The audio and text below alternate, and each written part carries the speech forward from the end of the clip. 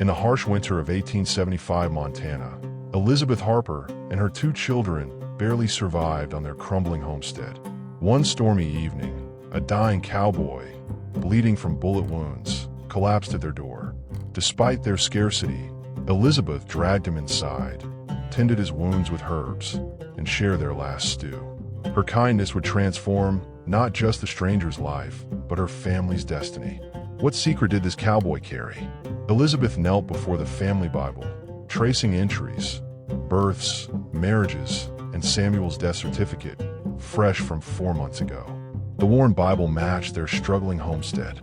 Through the window, she watched Clara, 10, and Jacob, 8, play, their laughter a reminder of fading innocence. Clara bore responsibilities too heavy for her age. Jacob tried to be the man of the house. Wind whistled through cabin gaps Samuel would have sealed had pneumonia not taken him last winter. Their cattle were down to 3 cows and a sickly calf. The barn roof sagged. The wheat field lay half-planted.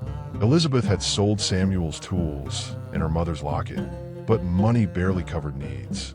Mr. Thompson from the bank visited, saying, "3 months, Mrs. Harper. The bank can't extend the mortgage further." Elizabeth stretched their oats with dried pears for porridge.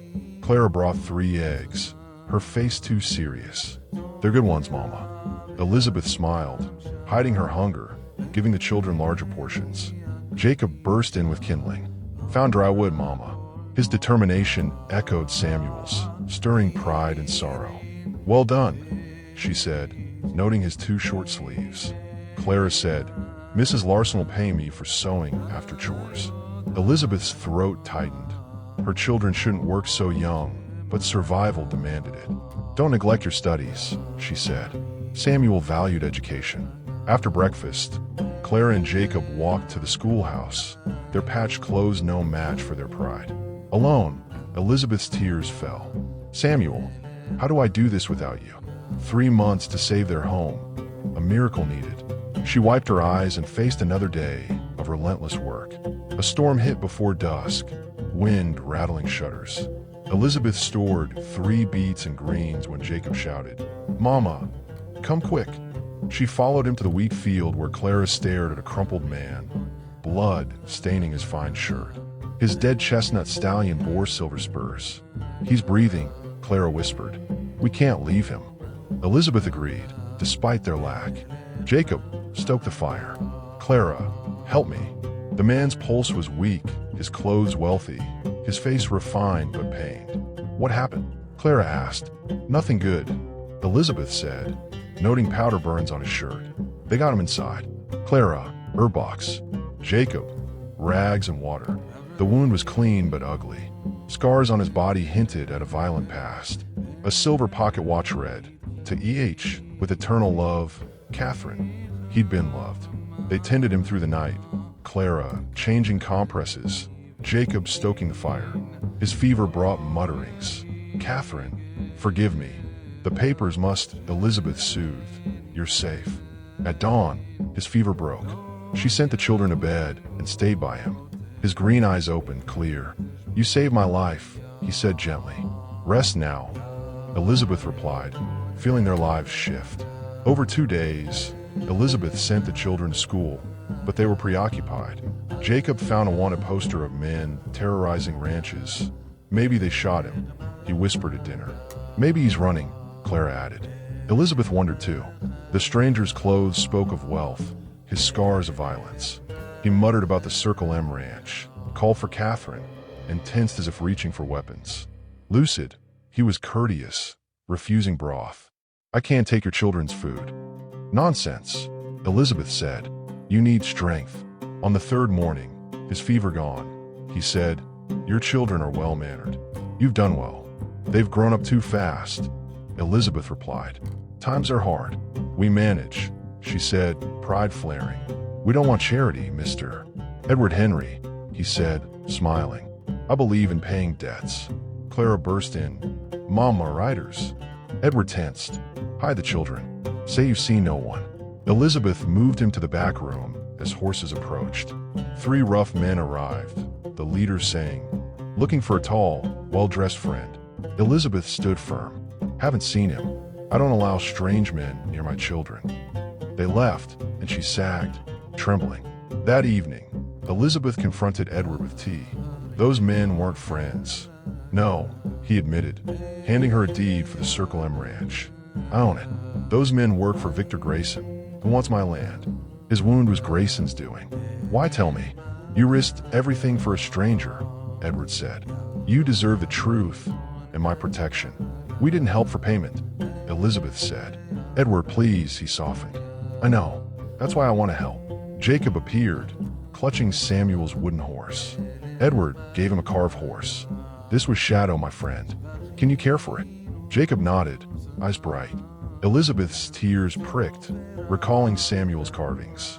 After tucking Jacob in, Edward said, "He's a fine boy, like me before the world hardened me. Your children have hope because of you." "Elizabeth, please," she said, smiling. "Show Jacob whittling tomorrow." "He'd like that," she replied, trust growing. Edward regained strength, teaching Jacob to whittle, Clara to read, and sharing cattle drive stories. One afternoon, he held a photo.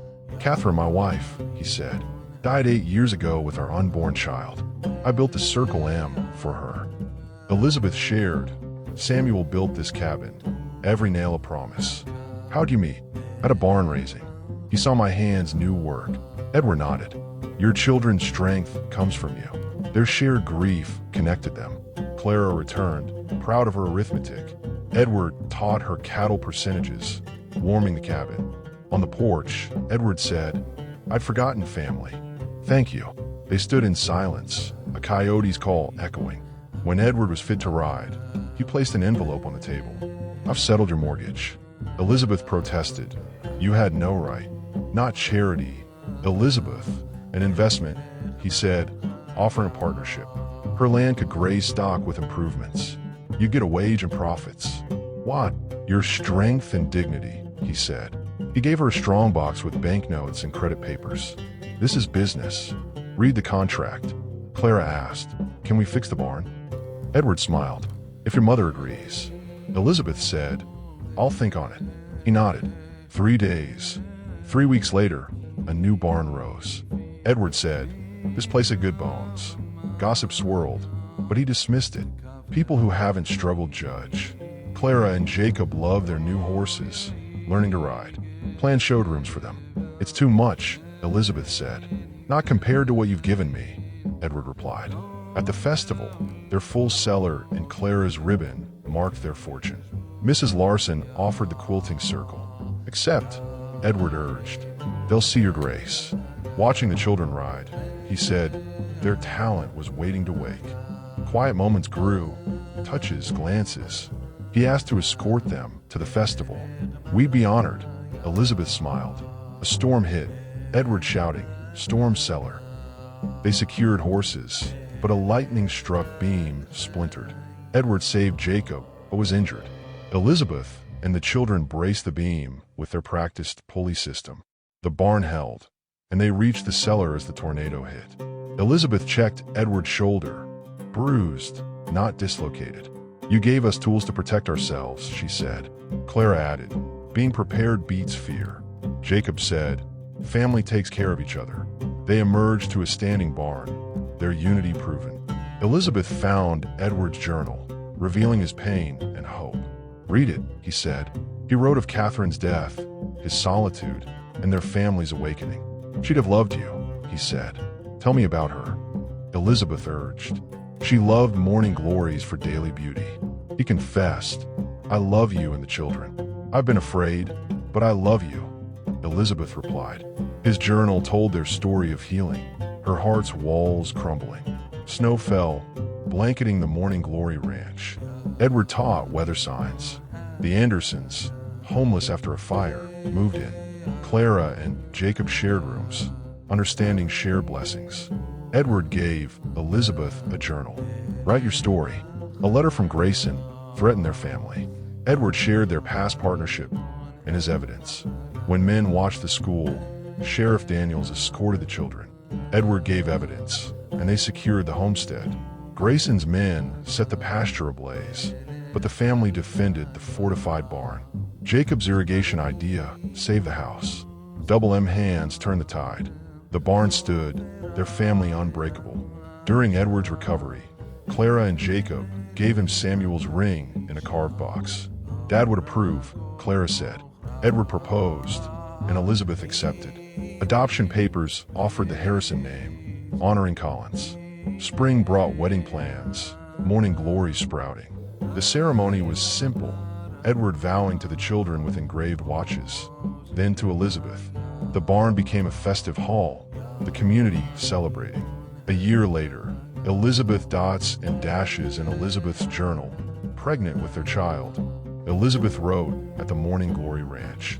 Clara managed cattle. Jacob crafted a cradle blending family symbols. Grayson's trial ended in conviction, securing the ranch. Edward added to the Bible. Love builds bridges across loss. Their story, born from kindness, bloomed like morning glories, fresh each day.